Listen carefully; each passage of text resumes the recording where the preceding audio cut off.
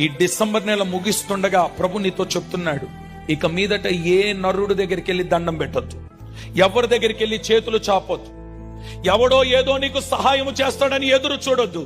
ఒక్కటి గుర్తుపెట్టుకో, నీ మధ్యలోనే ఉన్నాడు ఆయన. నీ కన్నీరు తుడిచేవాడు ఎక్కడున్నాడు? నీ మధ్యలోనే ఉన్నాడు.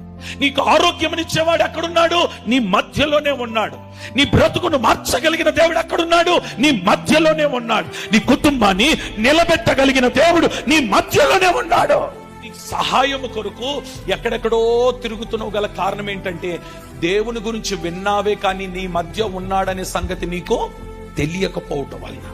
నీ పరిస్థితులు ఎలాగున్నాయనంటే, ఎంత కాలము మందిరానికి వచ్చినా దరిద్రము, శాపము నీ కుటుంబాన్ని తరుముతా ఉంది గల కారణం ఏంటంటే, విన్నావే కానీ నీ మధ్యలో ఉన్న దేవుని కన్నులతో చూడలేకపోతున్నావు. ఈరోజు నీ కుటుంబం ఒక దీవెనకరమైన, ఆశీర్వాదకరమైన స్థితిలోనికి వెళ్ళాలనంటే, నీ మధ్య ఉన్న దేవుని కన్నులారా చూచుదువుగాక.